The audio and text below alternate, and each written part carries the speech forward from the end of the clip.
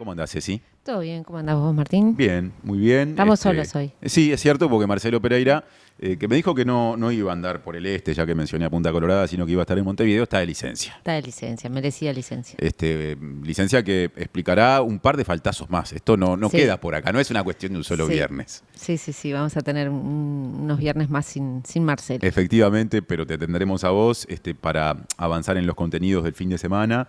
En una semana marcada por discusiones acerca de la violencia en las escuelas, por asambleas sindicales, por reuniones también entre integrantes de sindicatos educativos y autoridades de gobierno, pero con chisporroteos y discusiones también y diferencias, como la que desembocó en la desafiliación del sindicato docente de Magisterio de Montevideo, del actual presidente del CODICEN de la ANEP, Pablo Caggiani. Hay una cantidad de cosas para decir al respecto. Como siempre, también habrá otros temas que capaz que querés empezar mencionando. Comienzo por ahí y comienzo por atrás, que vi que ayer también vos usaste el arranco de atrás para adelante. De atrás para adelante. Sí.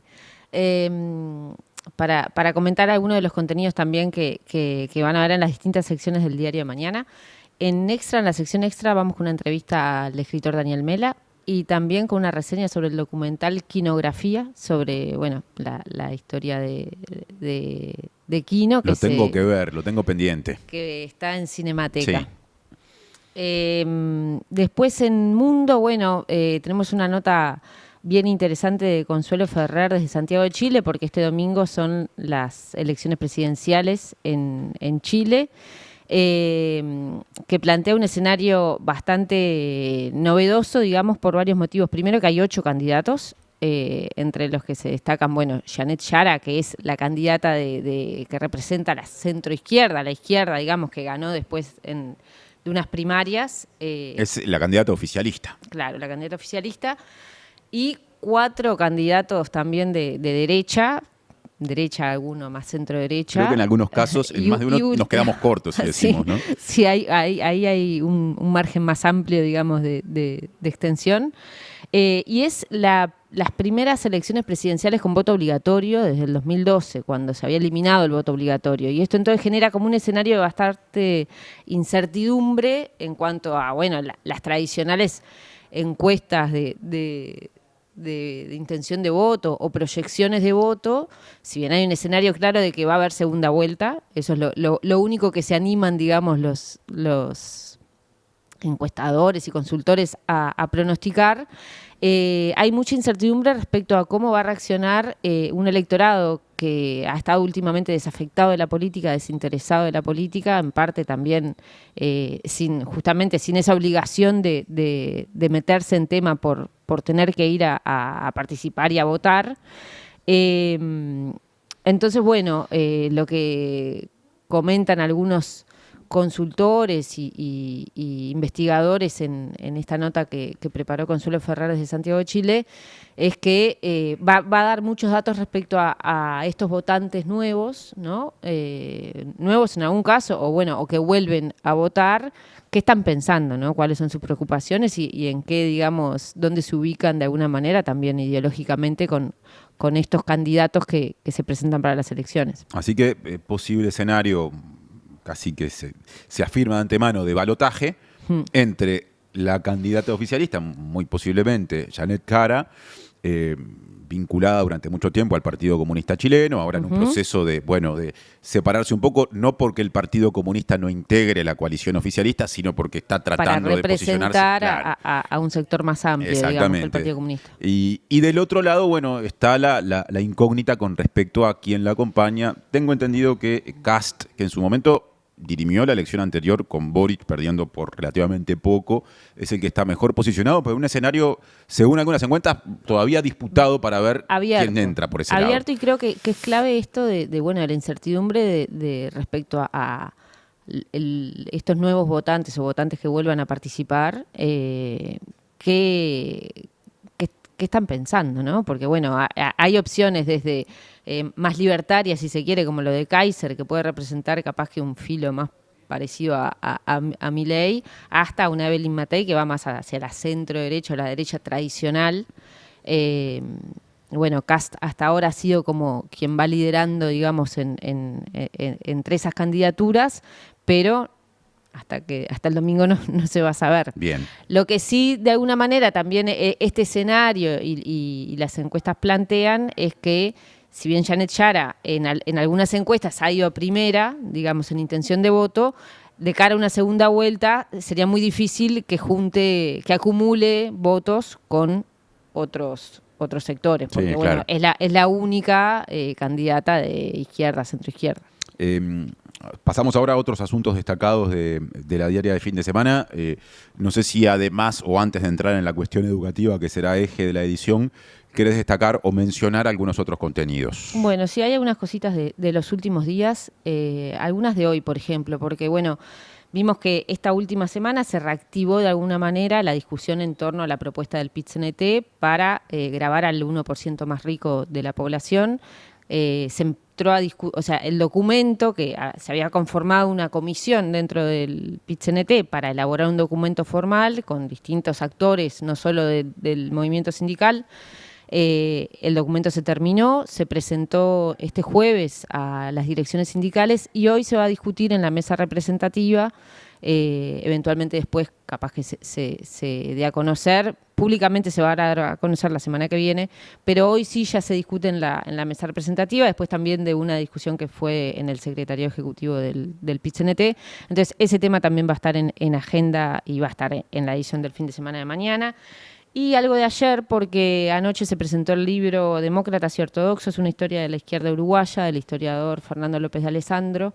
Lo presentaron tres historiadores, politólogos, sociólogos, Gerardo Caetano, Rafael Porsekansky y Daniel Chaschetti, acá cerquita en el Club Uruguay. Y bueno, vamos a tener un poco algunos destaques de lo que fue esa presentación y también unas consultas en una mini entrevista con el autor. También con López de Alessandro, entonces, López de Alessandro, que estará presente en ese formato de entrevista breve. Sí. Y bueno, y ahora desembocamos en el tema central. Sí, y bueno, y vamos a tomar y tratar de analizar el tema educativo desde distintos frentes. Por un lado, más allá de todo lo que pasó con las movilizaciones desde la semana pasada, después del hecho de violencia que se dio en la escuela 123, de todas las reuniones que eso provocó, de las asambleas, de los paros, las medidas sindicales. El miércoles volvieron las clases en la escuela.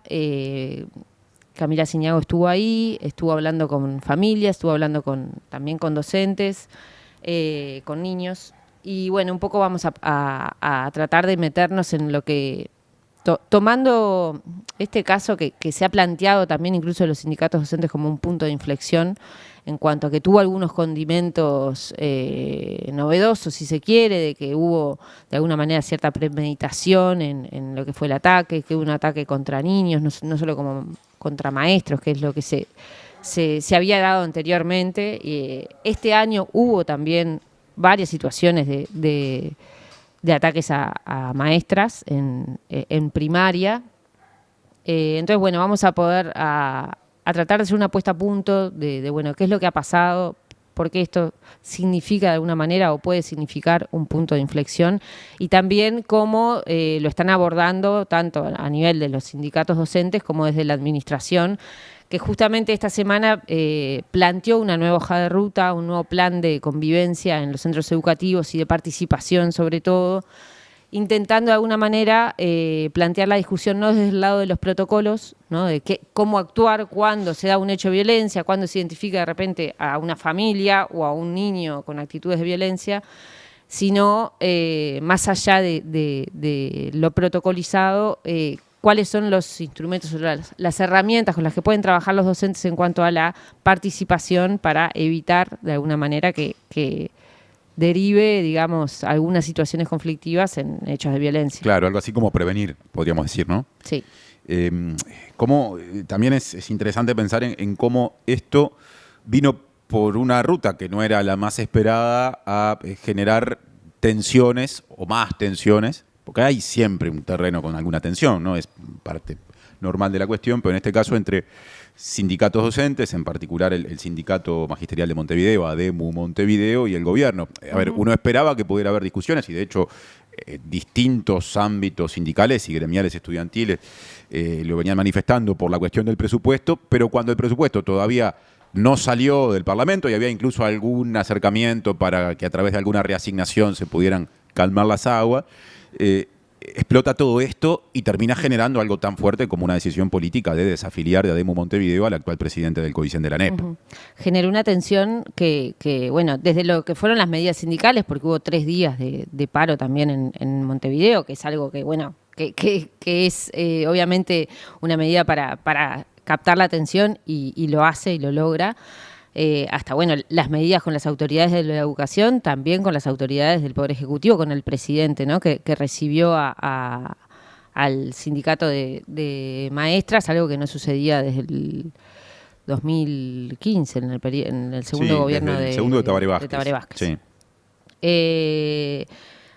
Y bueno, ahí viene a cuento, digamos, un poco poder analizar lo que ha sido la relación de los distintos gobiernos del Frente Amplio con los sindicatos educativos, que no ha sido una relación sencilla, y eso va a estar también un poco en la edición de fin de semana con una nota que está preparando Natalia Ubal, consultando tanto a dirigentes sindicales como a dirigentes del Frente Amplio, a distintas autoridades de la educación, sobre cómo ha sido este vínculo, que no ha sido sencillo, decía yo. Hay un trabajo de Mariana Fray y Sabrina Álvarez que estudia, digamos, cómo ha sido el vínculo entre los sindicatos de la educación y los gobiernos del Frente Amplio, y algunas de las conclusiones que manejan es que los conflictos han sido permanentes y que han sido en aumento, digamos. Si comparamos las acciones gremiales, ellos estudian desde el 2005 al 2019, pararon, digamos, en el trabajo desde el 2021. Y bueno, y mencionan a una serie de cerca de 15 acciones gremiales en el primer año del primer gobierno, en el 2005, a 82 en el 2015, digamos, en el tercer gobierno del Frente Amplio. Y con algunos cambios y algunas cosas que se mantienen. Una, por ejemplo, es bueno que uno de los principales focos del conflicto es los recursos para la educación, el presupuesto educativo, el reclamo que en el 2005 era el 4,5 del PBI. Después pasó al 6% para ANEP y UDELAR, porque en ese 4,5 en el primer gobierno se criticaba que se incluían componentes no propiamente educativos, que bueno, que ahora creció al reclamo del 6+1, ¿no? de educación e investigación, para también destacar de alguna manera la necesidad de invertir en ciencia y tecnología. Esa ha sido una de las constantes, el presupuesto educativo, pero por ejemplo otra de las cosas que ellas marcan es que un aliado fundamental que tuvieron también los sindicatos docentes, sobre todo, ha sido el movimiento estudiantil, que no era tan de los principales activos en ese primer gobierno del Frente Amplio, pero que sí se fue sumando, digamos, paulatinamente a la lucha, una alianza histórica, ¿no? La de los docentes y los estudiantes, pero sí está marcado en el trabajo como la dinámica del movimiento estudiantil también aportó otro dinamismo en las propias movilizaciones y también en algún punto en la masividad. Esos conflictos, los años más álgidos que identifican son, bueno, el primer año de gobierno, cuando es la discusión presupuestal, y alrededor del tercer año de gobierno, que es cuando se discute la última rendición de cuentas que puede generar aumentos presupuestales. O sea, eso de alguna forma se va repitiendo con el tiempo dentro de cada periodo de gobierno. 2005 y 2008, 2010 y 2013, 2015, 2018, eso lo encuentran así, tal cual. Y quizás el momento que más destacan en esa relación conflictiva fue en 2015, cuando el gobierno decreta la esencialidad de la educación. Eso también desemboca en, bueno, la ocupación del CODICEN, que genera un desalojo por parte del Ministerio del Interior con violencia. Y eso también de alguna manera lo mencionan, que generó la masificación del reclamo estudiantil. También hablábamos recién del 2013 como otro de los focos de conflicto, sí.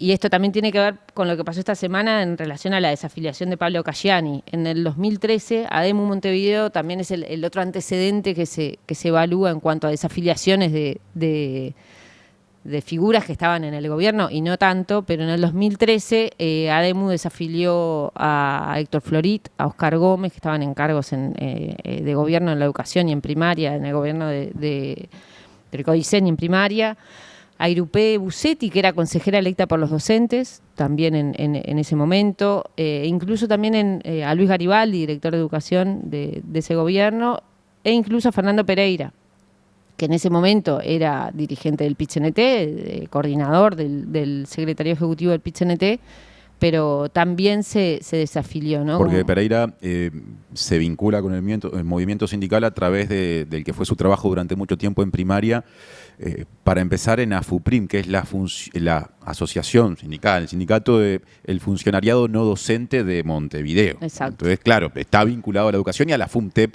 como sindicato nacional. Los trabajadores, ¿no?, de la educación pública, sí. Exactamente. Sí. A ver, esto da para una charla muy larga, ¿no? Históricamente ha habido en la base social de las izquierdas uruguayas una presencia muy fuerte de gente vinculada a la educación, y la creación del Frente Amplio no estuvo exenta de eso. Es interesante siempre, este es un paréntesis personal, ver la composición de las bancadas, qué perfiles tiene quienes llegan al Parlamento por los distintos partidos, y hay perfiles más o menos presentes según el partido del que se hable, aún en un contexto de diversidad, ¿no? Y en el caso de la izquierda hay una cantidad de referentes políticos, incluso fuera del Parlamento, que tienen que ver con aún hoy con en los el docentes. Ejecutivo, ¿no? También. Con los docentes. Hay un profesor presidente de la República, para empezar, ¿no? Hay varios profesores y también hay varios altos dirigentes, como el secretario de Presidencia, que fue parte de ese movimiento estudiantil que en el 96, por ejemplo, lideró todo lo que fue el reclamo contra la reforma de Rama también. Entonces, ¿no? me pregunto cómo eso influye en estas dificultades, quizá por el lado de unas determinadas expectativas, producto, de esa, no sé si decir alianza histórica o cercanía histórica, que no siempre se ven satisfechas cuando, en este caso el Frente Amplio gobierna y hay que distribuir recursos. Y no solo eso, también discutir lo curricular, que es otro campo en el cual surgen a veces diferencias muy fuertes, ¿no? Sí, la política educativa en sí, digamos, ¿no? Claro, y por supuesto que después hay todo un juego de corrientes políticas de las que existen al interior de los sindicatos, de los colectivos, ¿no? El otro día cuando entrevistamos a la secretaria general de ADEMU Montevideo, Paola López, eso estuvo presente sobre el final. Yo creo que hay discusiones con respecto a qué lugar tienen que ocupar los sindicatos con respecto a la fuerza política del gobierno. Bueno, eso es parte clave, digamos, de este vínculo, ¿no? A varias bandas. Para los sindicatos de la educación, que son muy importantes por su peso, en la cantidad de afiliados que generan, también son muy importantes en el PIT-CNT y en el propio Frente Amplio, cuando esos movimientos son de ida y vuelta, ¿no? Entonces todo lo que resuelvan, digamos, a su vez, los sindicatos educativos tiene un peso propio en la interna del movimiento sindical y por ende también tienen otro peso luego cuando van a plantear demandas al Parlamento, al Poder Ejecutivo, al gobierno. En este caso puntual, por un lado, ¿no?, en cuanto a la discusión actual, digamos, presupuestal, hay un preacuerdo salarial, eso de alguna manera ya estuvo cerrado o está, digamos, por refrendarse antes de que ingresara el proyecto de presupuesto quinquenal al Parlamento. Por otro lado, el principal reclamo que esgrimen los sindicatos docentes es por presupuesto educativo y porque no se cumpliría la promesa del 6+1 justamente para este periodo. Y hay algunas proyecciones incluso de la Universidad de la República que ubicarían en el entorno del 4,5 en relación a ANEP y UDELAR, el presupuesto para esas dos instituciones. Desde el gobierno, un poco lo que ha dicho el ministro de Economía es que, que no se pueden hacer proyecciones hacia el final del periodo y que apuestan a esta mejora de la recaudación y a las futuras rendiciones de cuentas para poder mejorar, pero sí reconocen que no se ha podido proyectar una inversión como la que se hubiera querido en relación a lo que ha sido el déficit fiscal con el que se encontraron y todo lo que ya sabemos que está en la discusión presupuestal. Pero ha sido una posición muy clara de que no va a haber un mensaje complementario. Entonces, por ese lado, más allá de algunas reasignaciones que quedan en manos ahora del Senado, hubo una etapa de reasignaciones en diputados, ahora se abriría esta otra en el Senado, no habría mayor margen de aumento por el momento. Y seguramente la posibilidad de concretar alguna reasignación, aunque no sea significativa, vinculada a lo educativo directamente, esté en esa reunión que habrá de la bancada del Senado del Frente Amplio con el ministro de Economía y Finanzas y con el secretario de la Presidencia mañana, en un ámbito no formal, en el domicilio de una de las personas integrantes de la bancada. No sabemos todavía en casa de quién. Tiene que ser una casa un poco grande, no alcanza un apartamento de 35 o 40 metros cuadrados. Va a ser mucho calor mañana. Sí, yo me imagino algo más o menos así, pero lo que está claro es que esas eventuales reasignaciones que comprenden a la educación van a estar presentes en la discusión. Seguramente vaya a haber un esfuerzo para bueno, en esto de dar señales también, ¿no? Cecilia, muchas gracias como siempre por estar acá el viernes. Quedamos entonces con expectativa esperando la edición de fin de semana y te esperaremos aquí el viernes que viene como siempre.